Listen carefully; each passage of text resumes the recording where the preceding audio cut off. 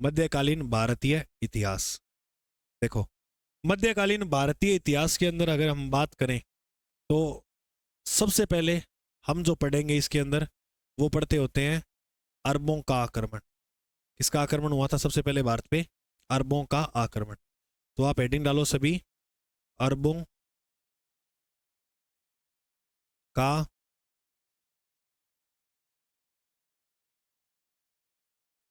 आक्रमण। तो आप सभी हेडिंग डालो, अरबों का आक्रमण। मैं तुम्हें एक बार क्लियर कर देता हूं, ठीक है? ये अपना भारत,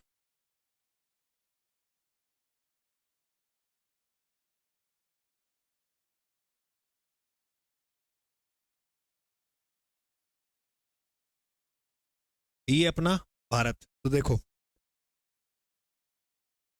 भारत के अंदर इधर थे अरब, अफगानिस्तान के आसपास का ये जो क्षेत्र है ये था अरबों का बेल्ट। तो भारत पे सबसे पहले जो आक्रमण किया, अब सुनते रहना बात, भारत पे सबसे पहले आक्रमण किया वो किन्होंने किया था? अरबों ने। किन्होंने किया था? अरबों ने। इसलिए भारत पर सबसे पहला जो आक्रमण हुआ था मुस्लिम, वो किन्हों का था? अरबों का। तुर्कों का इसके बाद में हुआ था। लेकिन एक प्रश्न आता होता है कि इस्लाम धर्म का आवागमन कहां से हुआ था? ठीक है, यहां पर एक तट है, अगर आपने पढ़ा है, इस तट का नाम है मालाबार। कौन सा तट है? मालाबार तट। तो ऐसे बताया जाता है कि जो इस्लाम धर्म आया था, इस्लाम धर्म, वो आक्रमण है इस्लाम का, ये इस्लाम का आक्रमण है। ये दोनों में याद रखना इस बात को। और ये इस्लाम धर्म का प्रवेश है। तो इस्लाम धर्म जो आया था भारत में वो कहां से आया था? मालाबार तट, यानी केरल के आसपास का जो क्षेत्र है वो कहलाता है मालाबार तट। इसलिए आप एक प्रश्न और याद करना यहां पर, भारत की पहली मस्जिद भी यहीं बनी थी, जिसका नाम था चेरामन जुमा मस्जिद। चेरामन जुमा मस्जिद, चेरामन जुमा मस्जिद, वो भी कहां पर है? केरल में। ये भारत की पहली है। जबकि हम देखते हैं कि राजस्थान की पहली मस्जिद, तो वो 2.5 दिन का झोपड़ा, 2.5 दिन का झोपड़ा, ये राजस्थान की पहली मस्जिद थी। राजस्थान के अजमेर जिले में आज भी, 50 जिले बने हैं, आज भी कौन से जिले में है? अजमेर जिले में 2.5 दिन का झोपड़ा। तो चलो पढ़ते हैं अरबों के क्या उद्देश्य लिया था उन्होंने कि हम भारत पे आक्रमण करने के लिए चले। तो इसमें आप सबसे पहले लिखोगे अरबों के आक्रमण में सामान्य परिचय, सामान्य परिचय। तो इसमें आप लिखो सामान्य परिचय में कि भारत पर सर्वप्रथम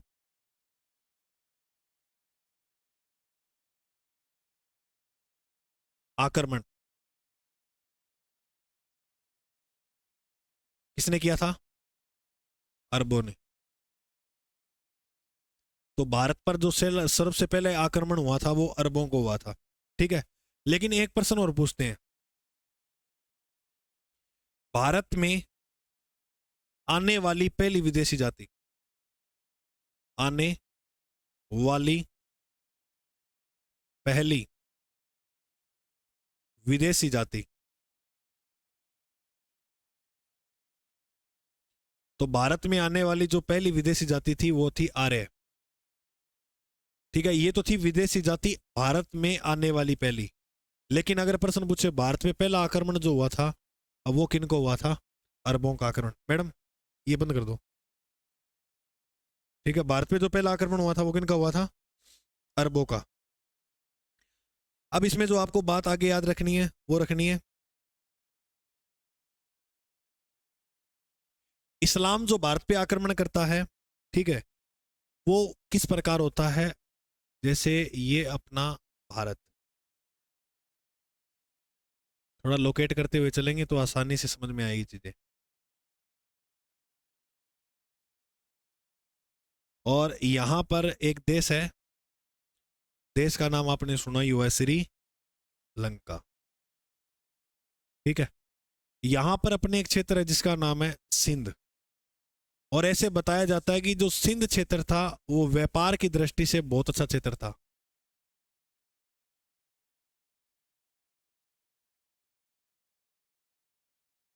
व्यापारिक महत्व की दृष्टि से ये क्षेत्र अच्छा था। और इधर इसके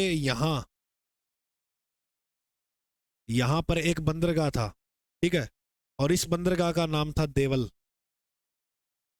देवल जंक्शन। ये प्रश्न बहुत ज्यादा इंपॉर्टेंट है और ये पूछा भी गया है, ठीक है। अब जैसे ही अ, इस्लाम धर्म में मोहम्मद साहब थे, इस्लाम धर्म के संस्थापक किसे माना जाता है? मोहम्मद साहब।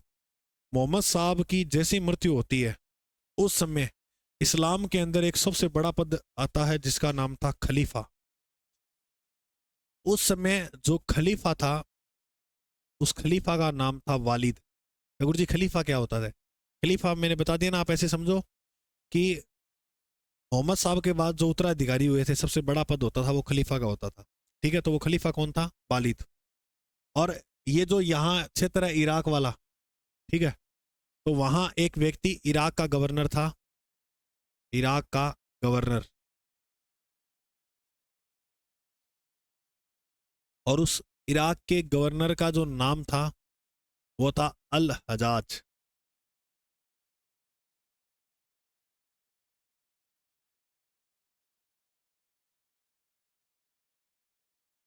इराक का जो गवर्नर था वो कौन था? अल हजाज। अब घटना क्या होती है, ये इराक के लोग क्या थे, श्रीलंका जाया करते थे व्यापार करने के लिए या सामान वगैरह लाने के लिए। तो क्या था कि इराक से जैसे ये चले, ठीक है, तो ये इनका ये देवल जंक्शन है ना, ये रेस्ट पॉइंट था यहाँ। जैसे कोई एक जंक्शन था तो यहाँ पर ये रुका करते थे, क्योंकि सीधा यहाँ से ही ऐसे यात्रा नहीं कर सकते, बहुत टाइम लगता है इसके अंदर। तो ये क्या करते थे, यहाँ रुककर और फिर यहाँ से आगे गए, और आगे जाने के बाद यहाँ से इन्होंने क्या सामान लिया, फिर वापस इसी रास्ते से ऐसे आया करते थे। और तब क्या हुआ, जब यहाँ लौटते समय देवल जंक्शन में ये रुके तो ऐसे बताया जाता है कि सिंध के डाकुओं ने इनके ऊपर हमला कर दिया। और जैसे सिंध के डाकुओं का हमला हुआ तो इनकी जहाजी बेड़ा था, जहाज का जो बेड़ा होता है पूरा, वो लूट लिया। और लूट लिया तो ये सारे गए रोते रोते किसके पास? गवर्नर के पास। क्योंकि वालिद से, अब जैसे देखो, अपने एक राष्ट्रपति होता है, एक प्रधानमंत्री होता है, संवैधानिक नाम का होता है राष्ट्रपति, काम कौन करता है? प्रधानमंत्री। अब वो गवर्नर वाली बात सारी सेम थी। तो सारा ये गए गवर्नर के पास और बोले कि सिंध के लोगों ने हमारे साथ ये किया। अब सिंध में कौन था उस समय? चच का बेटा था। ये सारी जानकारी मिलती है चचनामा में, वो बताऊंगा मैं किस भाषा वगैरह में लिखा हुआ है, एक बार कहानी समझ लो ये कैसे आक्रमण हुआ अरबों का। चच का बेटा था दाहिर सेन। चच का बेटा कौन था? दाहिर सेन। और दाहिर सेन उस समय सिंध का शासक था। अब कोई भी काम करे तो बात तो मेन राजा के पास ही जाएगी कि भाई आपके लोगों ने ऐसा क्यों किया हमारे साथ। तो बताते हैं इराक का गवर्नर जो अल हजाज था उसने दो व्यक्तियों को भेजा आक्रमण के लिए। भारत पर प्रथम आक्रमण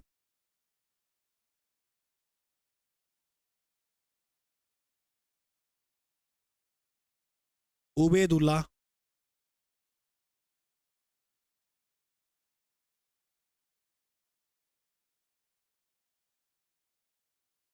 उबेदुल्ला और दूसरा व्यक्ति था उसका नाम था बुदेल। उबेदुल्ला और बुदेल के नेतृत्व में भारत पे आक्रमण भेजा। उबेदुल्ला और बुदेल ने जो आक्रमण किया था वो किया था थाने में। थाने स्थान पड़ता भारत के मुंबई में, ठीक है। इन्होंने आक्रमण इस क्षेत्र में कर दिया। थाने पर जो इनका आक्रमण हुआ इसमें ये सफल नहीं हो पाए, ये क्या हो गए? असफल। तो याद रखना, अरबों का जो भारत पर पहला आक्रमण हुआ था वो क्या हुआ था? असफल हो गया था। लेकिन कुछ समय बाद ये जो अल हजाज है ना, इसका दामाद था, इसका दामाद, और इसके दामाद का जो नाम था वो था मोहम्मद बिन कासिम।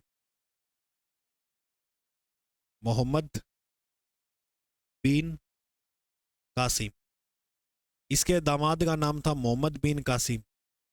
और मोहम्मद बिन कासिम के नेतृत्व पे ये भारत पे आक्रमण करने के लिए भेज देता है। ये सन इतना इंपॉर्टेंट नहीं है जितना ये है, क्योंकि इसमें आप एक चीज और पढ़ोगे आगे। मोहम्मद बिन कासिम ने जो भारत पे आक्रमण किया वो किया 712 में। और इस समय जो 712 में युद्ध हुआ था वो इतिहास में नाम रावर के नाम से फेमस हुआ। कौन सा युद्ध? रावर का युद्ध। रावर का युद्ध में एक तरफ सेना लेकर खड़ा था मोहम्मद बिन कासिम, और दूसरी तरफ जो सेना लेकर खड़ा था वो दाहिर सेन। दाहिर सेन।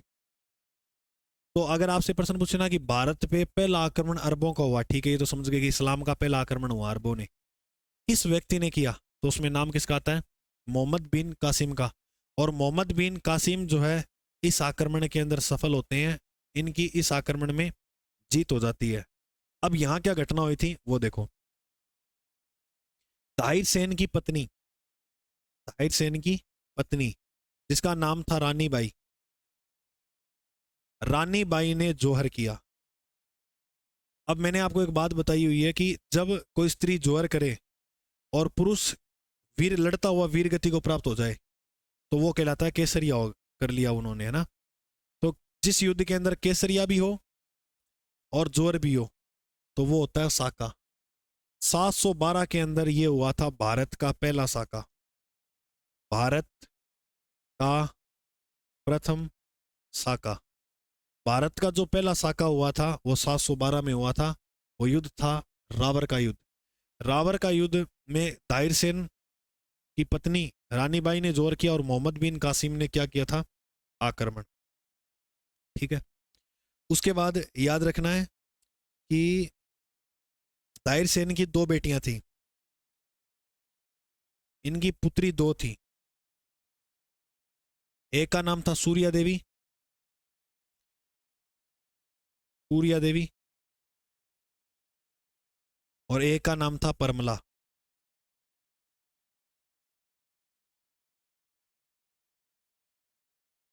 एक का नाम था सूर्या देवी और एक का नाम था परमला।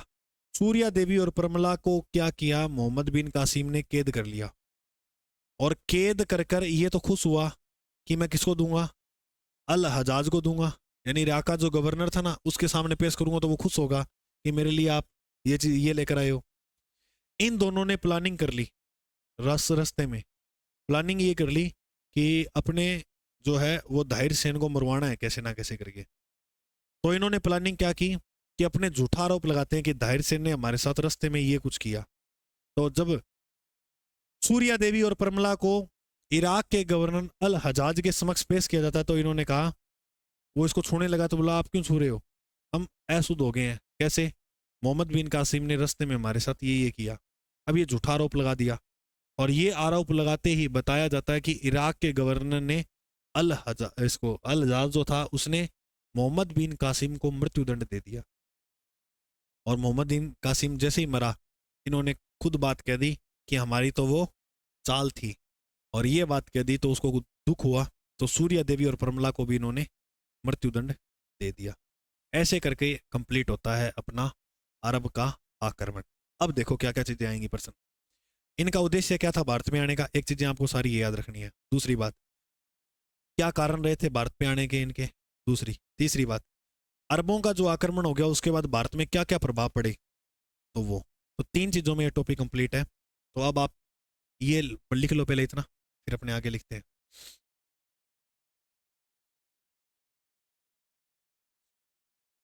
हाँ? ठीक है, चलो कोई बात नहीं। चलो लिखो इसके बाद, फिर आप ये बाद में लिख लेना।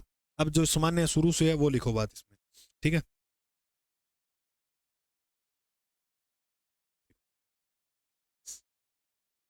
इस्लाम में पहला आक्रमण किसने किया था? अरबों ने। और अरबों में कौन था? मोहम्मद बिन कासिम। आप लिखो सिंध से, कि सिंध शासक कौन था? सिंध शासक,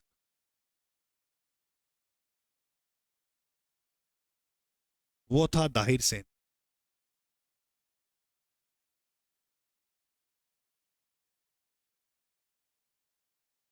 दाहिर सेन के पिता का नाम क्या था? चच। अब चच रायवंश का संस्थापक था, वो लिखते हैं इसमें, ठीक है। तो इसमें लिखो आप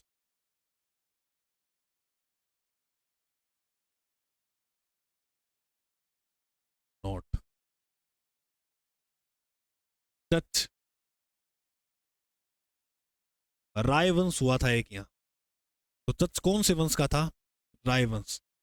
रायवंश का संस्थापक था।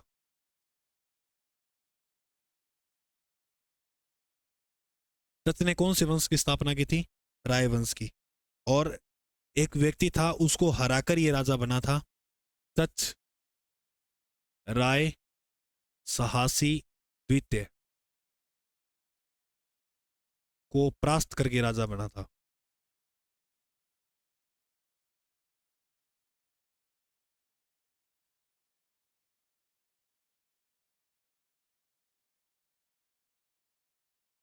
ठीक है, एक ये बात लिख लेना।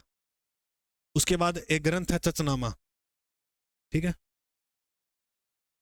तो इस वंश की जो जानकारी मिलती है हमें, जानकारी वो मिलती है चचनामा में। जानकारी मिलती है चचनामा। अब देखो चचनामा से क्या क्या प्रश्न आए हुए हैं। चचनामा, चचनामा की जो रचना की थी वो अब्बू बकर कुफी ने। अब्बू बकर, अब्बू बकर कुफी, अबू बकर कुफी ने चचनामा की रचना की। और मोस्ट इंपोर्टेंट है, ये किस भाषा में लिखा गया है? तो याद रखना ये अरबी भाषा में लिखा गया है। आप ना एक बात याद रखना, शुरू शुरू की भाषा अरबी ही लेके चलोगे, बाद में आएगी फारसी भाषा। अब जैसे आप दिल्ली सल्तनत देखोगे, मुगल काल देखोगे, उसमें जैसे बाबर वगैरह की रचनाएं मिलेंगी वो फारसी भाषा में मिलेंगी। ठीक है, तो एक तो ये बात याद रखना। अब इसका फारसी अनुवाद किसने किया था, ये प्रश्न भी इंपॉर्टेंट है। फारसी अनुवाद, फारसी अनुवाद, फारसी अनुवाद किया था नासिरुद्दीन कुबाचा ने। नासिरुद्दीन कुवाचा ने किया। तो इसका जो फारसी अनुवाद किया था चचनामा का, वो नासिरुद्दीन कुवाचा। नासिरुद्दीन कुवाचा जो शासक रहा था वो इल्तुतमिश के शासक, क्या दास था ये इल्तुतमिश का। तो ये दिल्ली सल्तनत की बात आ गई इसका। हाँ, मोहम्मद गौरी के साथ आए थे, सॉरी, मोहम्मद गौरी के साथ ये तीन आए थे, एक तो, और एक नासिरुद्दीन कुबाचा, ये तीन लोग।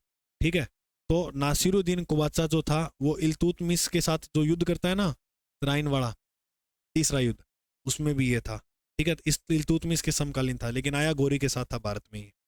तो इसका जो फारसी अनुवाद किया वो नासिरुद्दीन कुबाचा ने किया। याद रखना, दिल्ली सल्तनत के अंदर पढ़ेंगे इसको अपने। इतनी बात समझ में आ गई चचनामा के अंदर क्या लिखा हुआ है। उसके बाद लिखना, सबसे बड़ा पद होता था वो किसका होता था? खलीफा। अब मुझे बताओ खलीफा कौन था? अरे अभी तो बता गया हूँ, खलीफा था वालिद।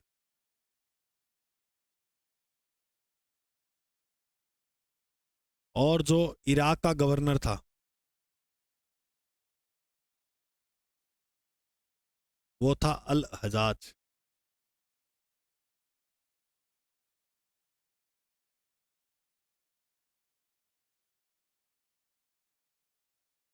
वो कौन था? अल हजाज। और अल हजाज ने जो आक्रमण किए वो लिख लिया आपने, तो यहां लिख लेना। ठीक है, इसने दो व्यक्ति भेजे, जिसमें एक था उबैदुल्ला,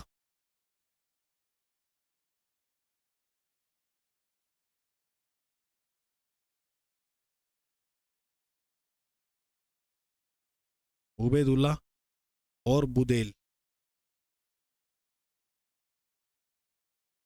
इन्होंने जो आक्रमण किया वो किया थाने। थाने जो स्थान है वो महाराष्ट्र में है, मुंबई महाराष्ट्र में। और ये जो आक्रमण था ये इनका असफल हो गया। ठीक है,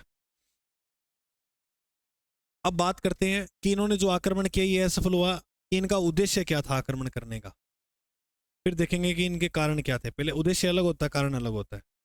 उद्देश्य, देखो इस्लाम धर्म इतना बड़ा नहीं था, तो ये सोचे कि हम इस्लाम अपने धर्म का प्रचार कर सकते हैं।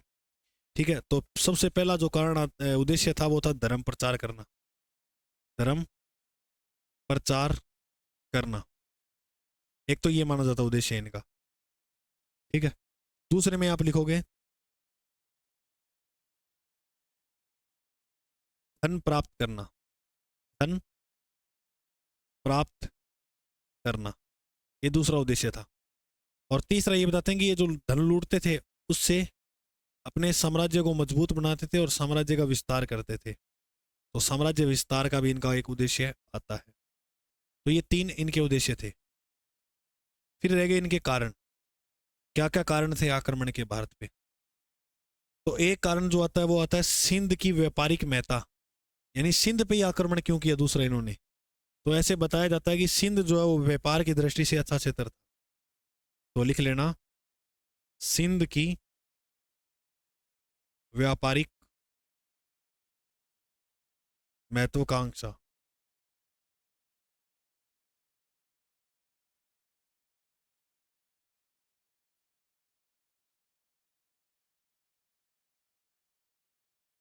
तो सिंध की व्यापारिक महत्वाकांक्षा थी जिस कारण इन्होंने सिंध पे आक्रमण किया। फिर एक आता है तात्कालिक कारण। तात्कालिक का मतलब जिस समय ये घटना हुई थी, वो मैंने कहानी बताई थी ना तुम्हें कि सिंध के डाकुओं ने अरबों की जहाजों को लूटा था, तो वो था इसका तात्कालिक कारण। तो लिख लो,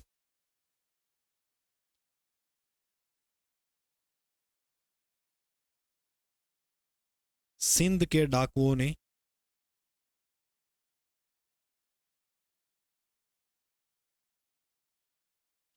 अरबों की जहाजों को लूटा।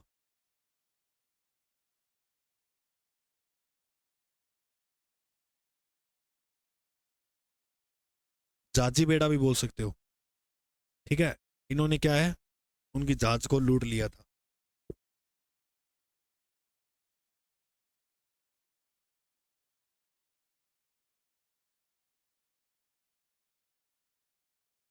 देख लिया, समझ में आ रहा है ना। तात्कालिक कारण ये था कि उसके बाद वो आक्रमण हो गया। ठीक है, थाने वाला मैंने लिखा दिया आक्रमण। अब लिखते हैं अपने वो 712 रावर का युद्ध। ठीक है, तो लिखो आप 712 ईस्वी। और 712 ईस्वी में जो युद्ध होता है उसका नाम था, लिख लो, रावर का युद्ध।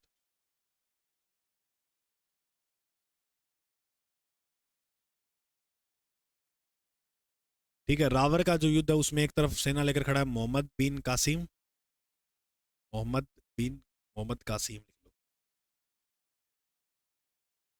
और दूसरी तरफ जो सेना लेकर खड़ा है वो दाहिर सेन।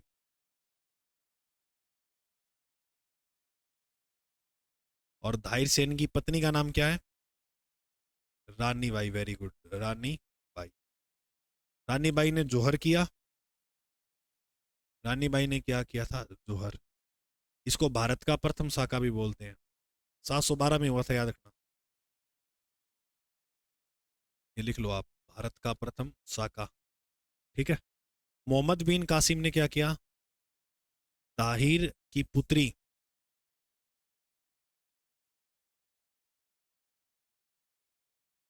सूर्या देवी व, हाँ, परमला देवी, सूर्य देवी परमला देवी को इराक गवर्नर के समक्ष पेश किया। और इराक का गवर्नर कौन था, वेरी गुड, अल हजाज। अल,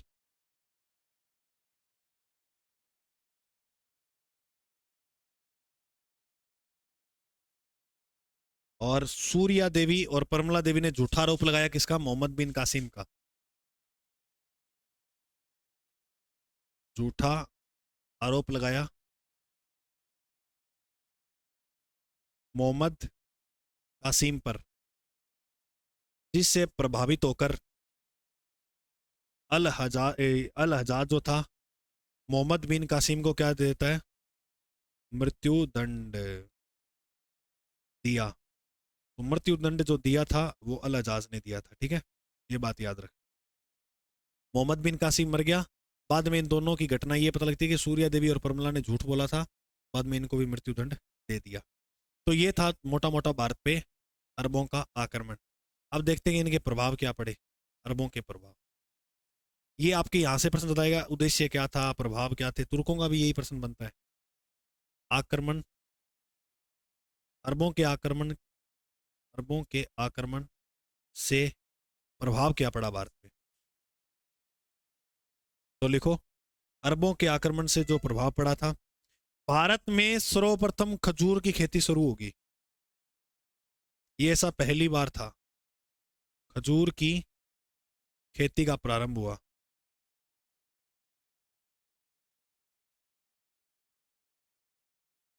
पहली बात देखो, खजूर की खेती शुरू होगी।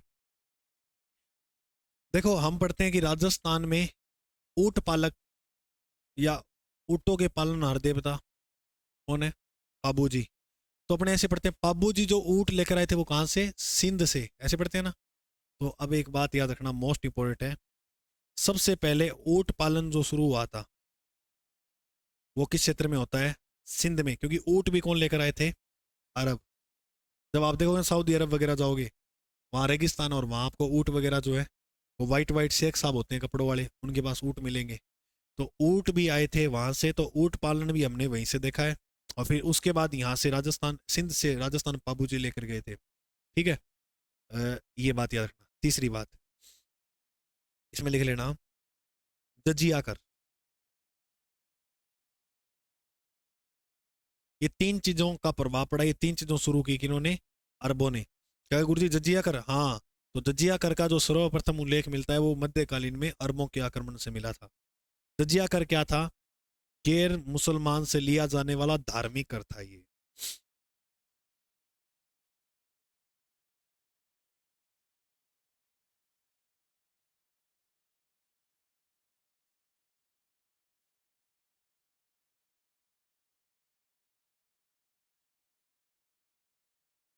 गैर मुसलमानों से लिया जाने वाला धार्मिक कर था। अब मैं एक छोटी सी बात बताता हूँ तुम्हें, देखो ये ऐसे क्यों करते हैं, जैसे जरिया जजिया कर वगैरह शुरू कर दिया, अब जैसे मुसलमान हैं उनसे तो लिया नहीं जाएगा, गैर मुसलमानों से लिया जाएगा। गैर मुसलमान मतलब हिंदू नहीं, एक्स वाई जेड कोई भी हो गया। तो ये ऐसा क्यों करते थे? थोड़ा सा बताओगे इसको, थोड़ा बड़े दिमाग से सोचो कि ऐसा ये क्यों करते थे? अपने धर्म के प्रसार, वेरी गुड, ये भी कारण हो सकता है। मैं आपको बताऊं, 1857 की क्रांति पढ़ते हैं अपने, एक चार्टर एक्ट आया करता था 20 साल के अंदर। ठीक है।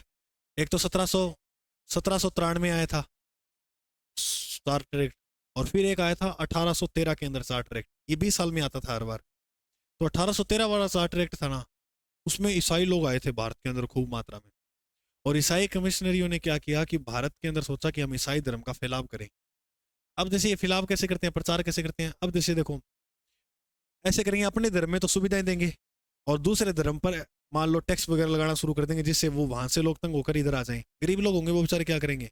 तो जिससे इनका जो फैलाव है वो बहुत बड़ा हो जाएगा, जिस कारण ये इनकी जो है हुकूमत हो सकती है। इसीलिए हमारे लोगों ने कारण, जो 1857 की क्रांति पढ़ते हैं ना अपने, तो उसमें सामाजिक कारण में एक ये भी आता है कि उन्होंने ईसाई मिशनरियों ने प्रसार किया था। तो ये क्या करेंगे, अब गैर मुसलमानों से धार्मिक का टैक्स लगा देंगे। अब ये फोकट का कर था कुछ, मतलब ऐसा कोई लेना देना नहीं था, तो भी जजिया कर जो है वो शुरू किया गया था, है या नहीं?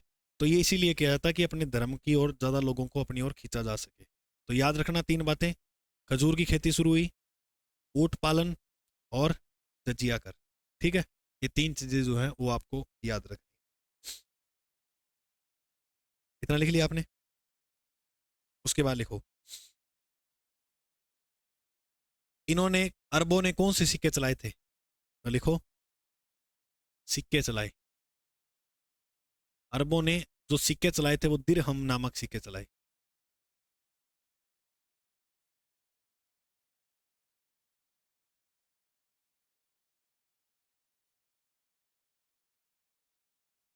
कौन से सिक्के चलाए थे? दिरहम नामक। और ऐसे बताया जाता है कि ये सर्वप्रथम ऐसे सिक्के थे जिसमें भारतीय अंकों का प्रयोग था। तो दिरहम नामक जो सिक्के थे उसमें भारतीय अंकों का प्रयोग किया था, भारतीय अंकों का यूज किया गया। अरबों ने जो सिक्के चलाए वो दिरहम नाम से सिक्के चलाए थे, सिक्कों का नाम था दिरहम, और उस पे भारतीय अंकों का प्रयोग किया। लास्ट बात लिखकर ये टॉपिक खत्म करते हैं अपने। ठीक है। ये तो तुम्हें एक चित्र बना लेना, ये पास में ये करो, इससे समझने में बहुत सहायता होगी आपको। ठीक है। कि इन्होंने जो है वो कैसे आक्रमण वगैरह है वो किया था, ये वाला। ये चित्र मैं तुम्हें बता दूंगा कैसे बनाना है। एक थोड़ी सी बात और लिख लेते हैं। ठीक है। ये इतना लिखने के बाद भारत की मुद्रा कौन सी है? भारत की मुद्रा। तो भारत की जो मुद्रा है, ये वनडे एग्जाम में क्या है, प्रश्न आ जाते हैं, वो है रुपया। ठीक है, ये बात याद रखना। अब रुपया नामक मुद्रा का सर्वप्रथम प्रचलन किसने किया था? सर्वप्रथम प्रचलन, तो वो किया था शेरशाह सूरी ने।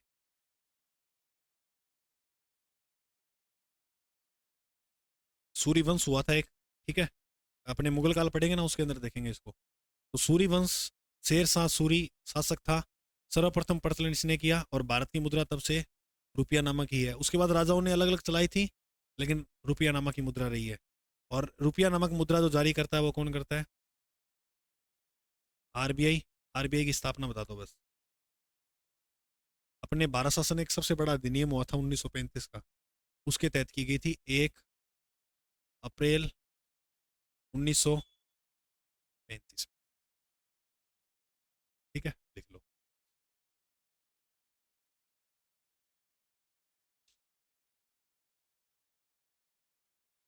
तो ये कंप्लीट होता है अपने अरबों का आक्रमण। छोटे छोटे दो आक्रमण है, अरबों का और तुर्कों का। उसके बाद दिल्ली सल्तनत आएगी। अभी ये दो आक्रमण आपको आराम से पढ़नी है। ठीक है, अभी आप ये बना लो, अगर बनाओ तो। ठीक है, ये देवल जंक्शन इंपॉर्टेंट है। ठीक है, इतना बना लो। ठीक है, आज के लिए जय हिंद, मिलते हैं अगले बार।